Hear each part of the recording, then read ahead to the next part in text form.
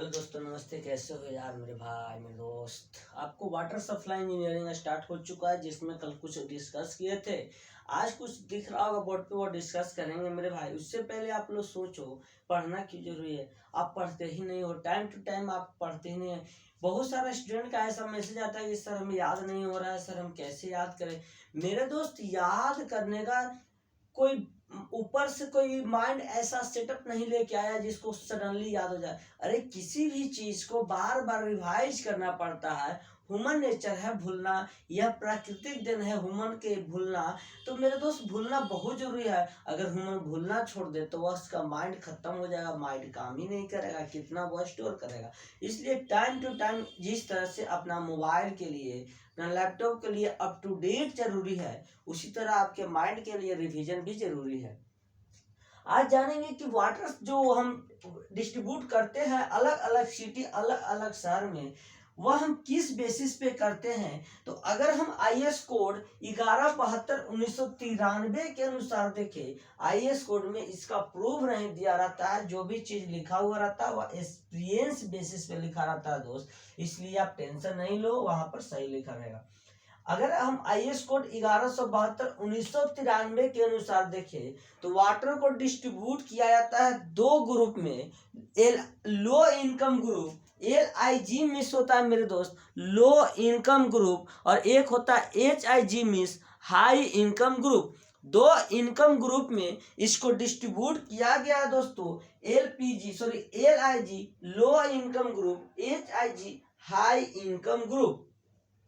अब अलग अलग पर्पस के लिए अलग अलग यूज दिया जाता है मेरे भाई। पहला, डोमेस्टिक डिमांड की अगर बात बोले दोस्त, इससे आपको ऑब्जेक्टिव एक जरूर देखने को मिलेगा दोस्त। इसलिए आप ये जरूर याद कर ले, पूरा टेबल ही याद करने की आपको जरूरत है मेरे दोस्त। अगर हम बात करें सर डोमेस्टिक पर्पस, डोमेस्टिक होता क्या है मेरे भाई। जो भी आप घर में खाना बनाते हो, यानी कि जो भी आप घर में पानी को यूज करते हो दोस्तों, बाथिंग पर्पस से, लैटरिन पर्पस से, टॉयलेट पर्पस से, वाटर WC के पर्पस से, खाना बनाने के पर्पस से, मीन्स आप घर में जो भी पानी को यूज करते हो वह डोमेस्टिक डिमांड के अंतर्गत आता है। और अगर बात करें दोस्त डोमेस्टिक डिमांड की परसेंटेज में कितना रिक्वायरमेंट है, तो टोटल 100% का 50 से 60% डोमेस्टिक डिमांड के लिए वाटर की रिक्वायरमेंट है। ठीक, अगर उसी तरह से इंडस्ट्रियल एंड कॉमर्शियल डिमांड समझे, इंडस्ट्रीज में मैन्युफैक्चरिंग करने के लिए, कॉमर्शियल मीन्स जहां से इनकम आता है, उसमें वाटर का रिक्वायरमेंट मेरे भाई टोटल का 20 से 25% होता है।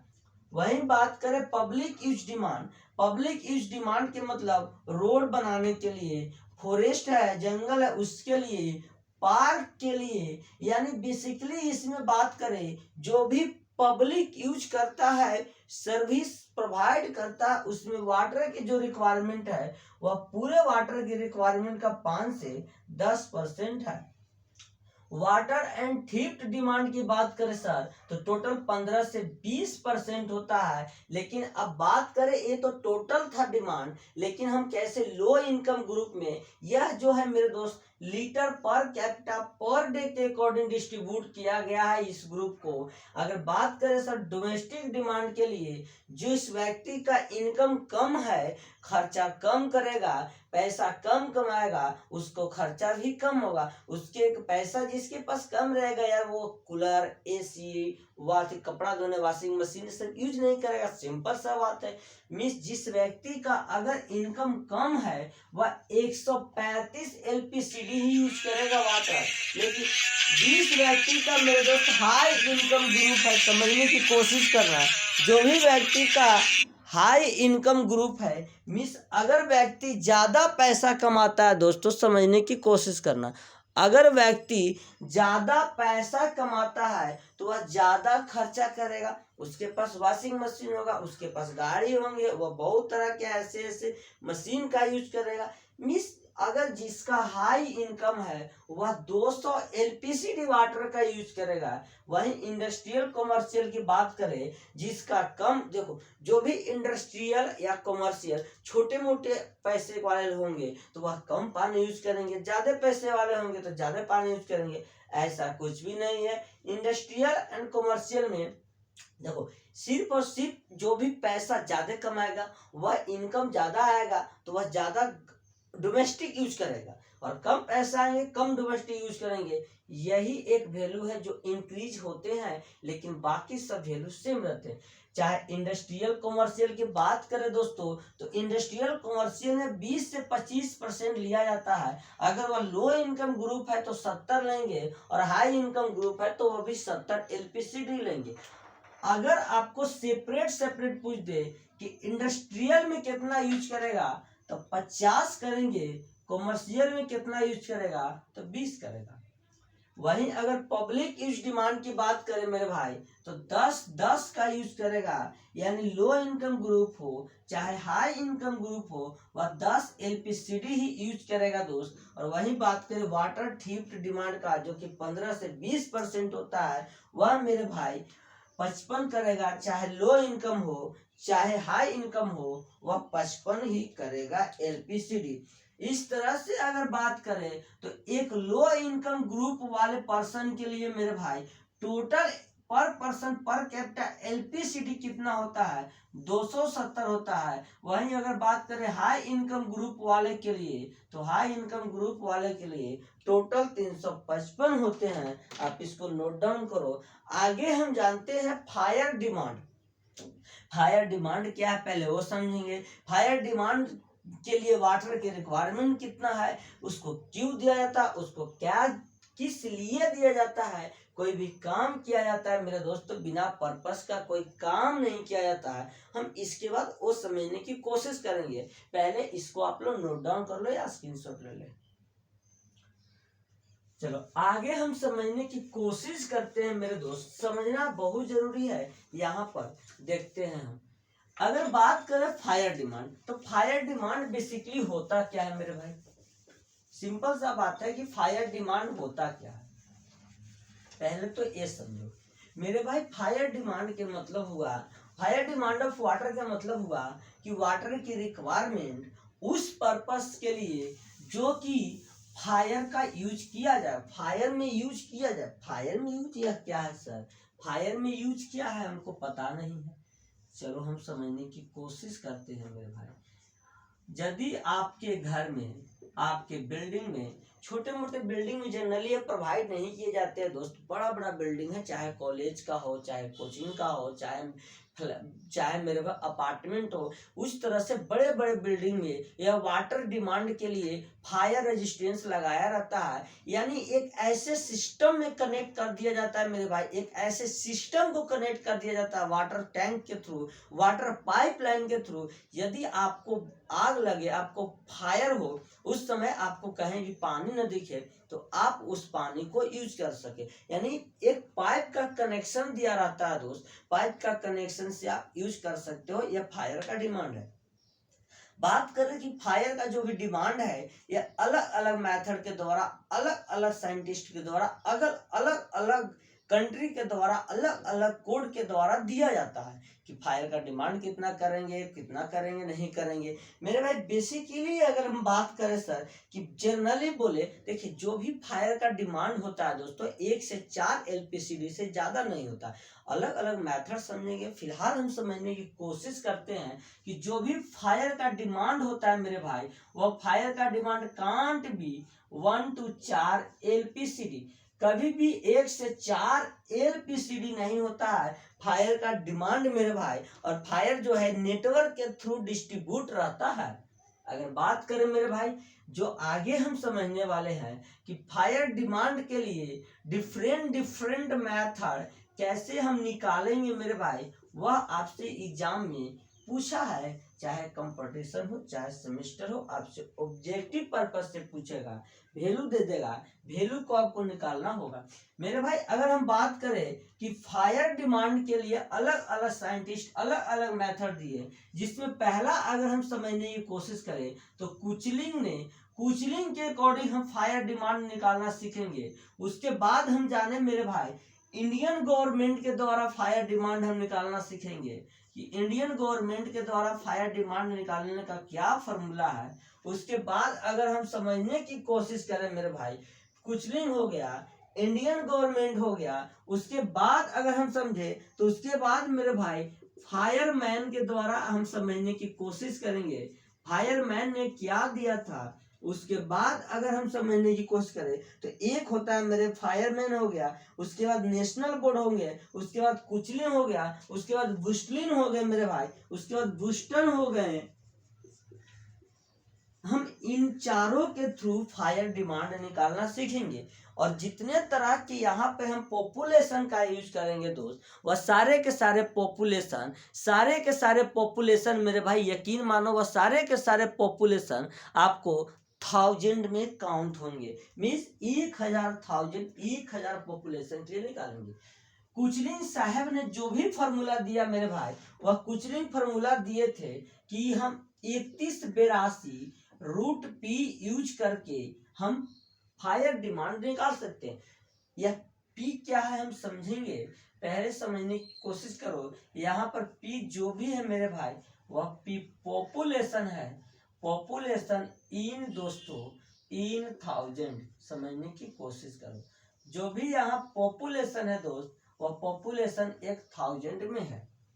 वहीं अगर बात करें मेरे भाई इंडियन गवर्नमेंट की, समझने की कोशिश करना दोस्तों, नेशनल बोर्ड या इंडियन गवर्नमेंट, इसको आपको कहीं जाए मेरे भाई नेशनल बोर्ड भी देखने को मिल जाएगा, इसलिए आप टेंशन नहीं लो। नेशनल बोर्ड के अनुसार मेरे भाई 4637, नेशनल बोर्ड के अनुसार 4637 इंटू पी अपॉन, समझने की कोशिश करना, 4637 रूट पी इंटू 1 माइनस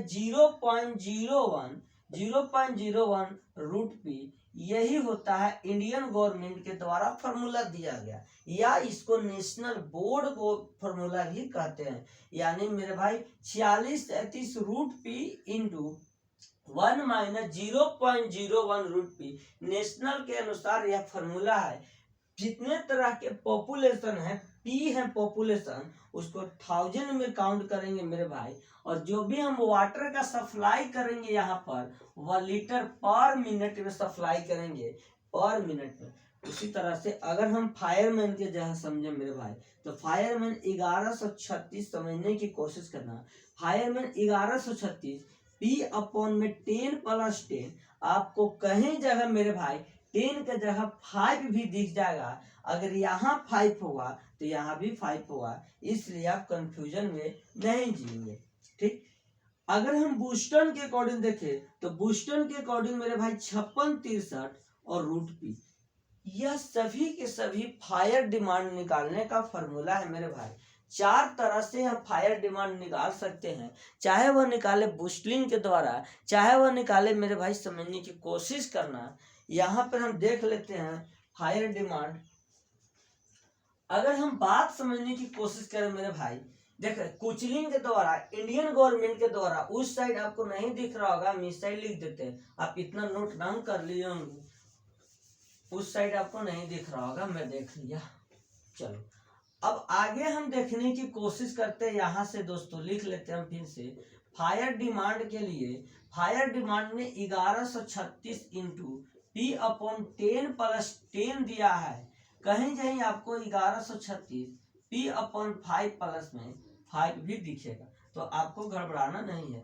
वहीं अगर हम बात करें मेरे भाई बूस्टन के अकॉर्डिंग, तो बूस्टन ने दिया 5663 रूट पी।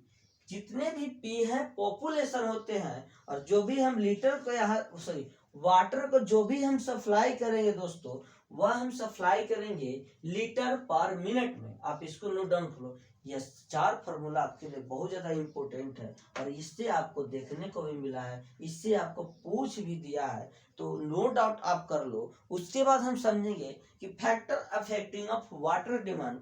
जो भी आप वाटर डिमांड कर रहे हो, जो भी आप वाटर को सप्लाई कर रहे हो, उसको कौन कौन से फैक्टर इफेक्ट करता है, उसको हम समझने की दोस्तों कोशिश करेंगे कि factor affecting of water demand.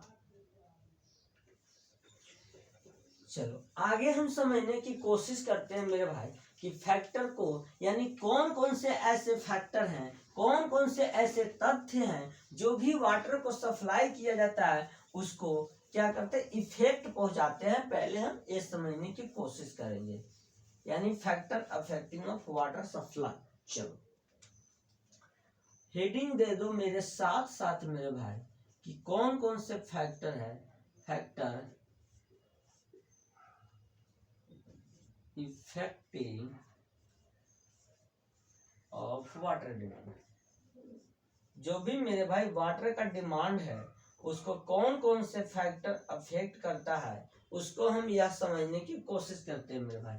मेरे दोस्त, जिस सिटी जो भी जहां भी आप वाटर को सप्लाई कर रहे हो उस शहर की पॉपुलेशन ज्यादा होंगे तो सिंपल सा बात है कि वाटर का डिमांड भी ज्यादा होगा, और पॉपुलेशन अगर कम होंगे तो वाटर का डिमांड भी कम होगा, मृत्यु दर ज्यादा होंगे, पानी की रिक्वायरमेंट भी कम होगा, जनरेशन ज्यादा जल्दी बढ़ेंगे, दे मतलब कि जन्म लेने की कैपेसिटी, जन्म ले रहे हैं लगातार, यानी पॉपुलेशन जैसे इंक्रीज करेगा वाटर का डिमांड भी इंक्रीज करेगा, पॉपुलेशन जैसे डिक्रीज करेगा वाटर का डिमांड भी डिक्रीज करेगा। तो पहला पॉपुलेशन इसको अफेक्ट करता है मेरे भाई।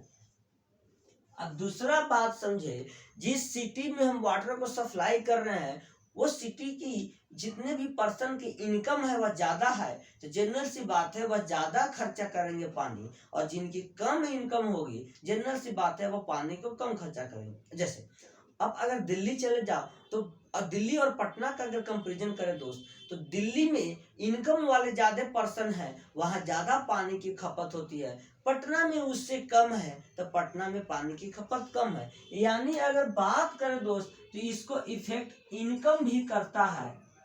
अब दूसरा देखिए, जनरल से आप देखे होंगे कि जब गर्मी का भी मौसम चल रहा था पानी ज्यादा खपत होते हैं, और ठंडी की मौसम था, विंटर था, उस समय मेरे भाई पानी की कमी कम होती है। यानी गर्मी में पानी की रिक्वायरमेंट ज्यादा और ठंडा में पानी की रिक्वायरमेंट कम। ऐसा क्यों? तो ऐसा इसलिए मेरे भाई कि गर्मी में टेम्परेचर हाई रहता है और ठंडा में टेम्परेचर लो रहता है। यानी कि टेम्परेचर इंक्रीज करेगा तो वाटर का डिमांड भी इंक्रीज करेगा, टेम्परेचर डिक्रीज करेगा तो वाटर का डिमांड भी डिक्रीज करेगा। यानी जनरल सी बात अगर हम समझने की कोशिश करें तो इसको टेम्परेचर भी इफेक्ट करता है। चलिए अगला हम समझने की कोशिश करते हैं मेरे भाई, टेम्परेचर। मान लीजिए जो भी सिटी में आप पानी को सप्लाई कर रहे हो उस सिटी में जो पानी का आप चार्ज ले रहे हो, पानी का चार्ज ज्यादा ले रहे हो, वहां की पर्सन वहां के लोग आपकी चार्ज को भरपाई नहीं कर पाते हैं, चार्ज नहीं दे पाते हैं, तो जनरल सी बात है आप पानी भी नहीं दे पाओगे। अरे यार किसी को बेनिफिट होगा तभी तो कोई काम करेगा। तो मेरे भाई पैसा दीजिएगा तो पानी देंगे, पैसा न दीजिएगा तो पानी न देंगे, सिंपल सा फंडा लगा लो वहां पर। यानी इसको कॉस्ट भी कहीं ना कहीं अफेक्ट करता है मेरे भाई, एकदम करता है सर। अगर हम आगे समझने की कोशिश करें मेरे भाई, अगर आप पानी का टेस्ट, अगर आपको पानी पीने में अच्छा लगे तो जनरल सी बात है पानी को ज्यादा पिएंगे, और अगर आपका पानी पीने में अच्छा नहीं लगे तो जनरल सी बात है पानी को कम पिएंगे। एक बिस्लरी का वाटर का टेस्ट अच्छा रहता है तो बिस्लरी का वाटर पी लिया जाता है, लेकिन अगर आप एक नदी के पानी पीना चाहे तो पी नहीं सकते हो। यानी बात अगर करें कि टेस्ट भी डिपेंड करता है कि किस कैसा इसके पास टेस्ट है मेरे दोस्त। अगर हम बात बोले सर, अगर हम बात बोले कि मान लीजिए जो दोस्तों आप जो भी वाटर का सप्लाई कर रहे हो, वाटर का प्लांट लगाए हो, उस प्लांट के आसपास सीवरेज सिस्टम है, उस प्लांट के आसपास नाला नाली की जाने की रास्ता। सिंपल सा बात है, नाला नाली अगर उसके आसपास रहेंगे तो प्लांट का जो भी पानी होगा वो प्रदूषित होगा, इम्प्यूरिटी होगा, अंदर अंदर वो मॉइस्चर को भी कंटेन करेगा, उसका टेस्ट, उसका स्वीट, उसका गंध सब कुछ पानी में आ जाएगा। तो जनरल सी बात है मेरे भाई कि सीवरेज भी इसको इफेक्ट पहुंचाएगा। अगर हम बात बोले दोस्तों कि पानी का जो भी आप बोले मेरे भाई, अगर एक पानी का अच्छा गंध होगा, स्मेल होगा तो पानी खाना का अच्छा स्मेल रहता तो खाना आप जल्दी खाते हो, खाना का स्मेल खराब है खाना नहीं खाते हो। मीन्स पानी का अगर स्मेल अच्छा है तो पानी आप जल्दी यूज कर लोगे, पानी आप अच्छा से पियोगे, पानी आप ज्यादा पियोगे। लेकिन अगर पानी का स्मेल ही खराब है, पानी अपना पियोगे। एक नदी का पानी, एक गंगा जी का पानी देखो तो स्मेल खराब है, उसको कभी भी तुम नहीं पी सकते हो मेरे भाई। लेकिन अगर एक बिस्लरी की पानी देखे तो उसका स्मेल बहुत अच्छा है, तो गंगा जी के पानी उसको ट्रीट कर दिया जाता है। यानी स्मेल पे डिपेंड करता है कि कैसा इसका स्मेल है। तो जनरली हम बात करें दोस्त तो स्मेल भी इसको अफेक्ट करता है, स्मेल भी इसको अफेक्ट करता है मेरे भाई। देखो जिस शहर में आप वाटर को सप्लाई कर रहे हो मेरे भाई, जिस शहर में आप वाटर को सप्लाई कर रहे हो उस शहर के आदमी का आदत बहुत बुरा है। आदत बहुत बुरा है मतलब पानी को भरे, पानी भरने के बाद नल को खुला ही छोड़ दिया। जनरल से गांव में होता है, गांव में भी पानी के वाटर का महत्व तो पता नहीं इसलिए करते वो लोग। मैं बुराई नहीं कर रहा हूँ, रिली में वो सब करते हैं, पानी के महत्व तो पता नहीं। मेरे भाई आपका शौक बहुत ज्यादा है, आप बहुत हाई फाई क्लास में रहते वाले हो, तो जनरल सी बात है पानी को ज्यादा यूज करोगे, पानी ज्यादा यूज करोगे यानी कि आपका हैबिट जनरेटिव भी आपको या मेरे भाई इफेक्ट करता है। यानी हैबिट भी कहीं न कहीं इसको इफेक्ट करने का काम करता है मेरे भाई। मान लीजिए आपके पास जो भी वाटर का आप सप्लाई कर रहे हो उस वाटर की क्वालिटी बहुत खराब है, मीन्स उसमें